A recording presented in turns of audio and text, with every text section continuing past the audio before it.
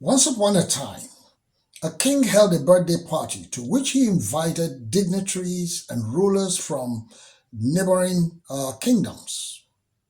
The climax of the party was a dance session by the delectable, beautiful stepdaughter to this king.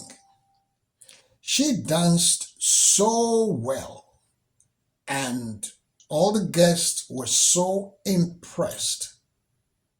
When she was done, the king made a proclamation that she could have whatever she wanted, even if it meant half of the kingdom. Not knowing what to ask for, the young lady naively went to consult her mother. Unknown to her, however, her mother had an axe to grind with a preacher who had been imprisoned for daring to oppose the manner of her marriage to the king. Why? Because the previous husband was a king's brother. Seizing the moment, she prevailed on her daughter to ask that the preacher be beheaded and his head brought to her on a platter. When the king heard the request, naturally, he was distraught. But having made an open commitment before all his guests, he was compelled to grant the request. And in one fell swoop,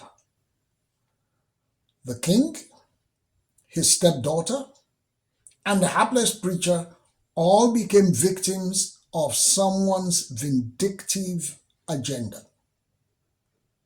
There are a few lessons that I would like us to learn from this story, as narrated in Matthew chapter 14 of the Holy Bible. Number one, every promise or request from higher authority is actually an appeal to your sense of value. When royalty or leadership over you makes a proposition or a request, your response reflects what you really consider important. Now, this is only to be expected because your greatest energies will flow in the direction of what your heart holds in high esteem. When God asked him what he really wanted, King Solomon could have asked for power, he could have asked for wealth, he could have asked for riches to enjoy the throne. But he chose the wisdom that was required to lead the people right.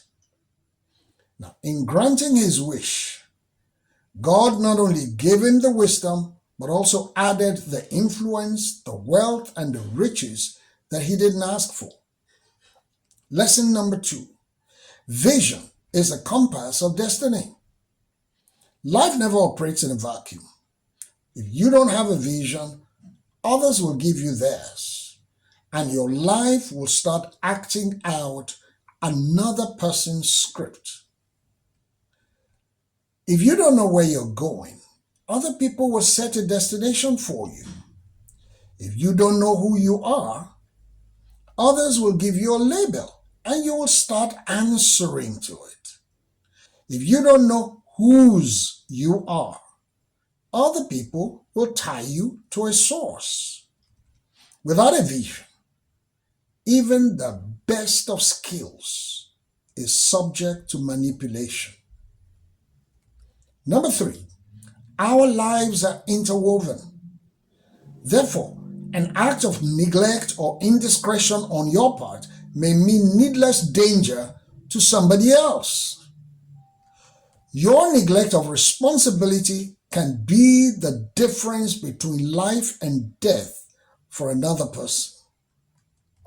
Lesson number four. You can afford to be simple, but you cannot afford to be stupid. Simplicity is the decision that you make to live a life with little or no complications. Stupidity, on the other hand, is the permission that you give to other people to make your life the junkyard of their selfish, vindictive motives and destructive agenda. Being vulnerable shouldn't translate to being gullible. And number 5 is a question. How would you feel if after getting what you asked for, you suddenly discovered that it has no capacity whatsoever to add value to your life or to move you in the direction of your destiny? That, my friend, is what I call the danger of visionless exuberance. Remember, the sky is not your limit. God is.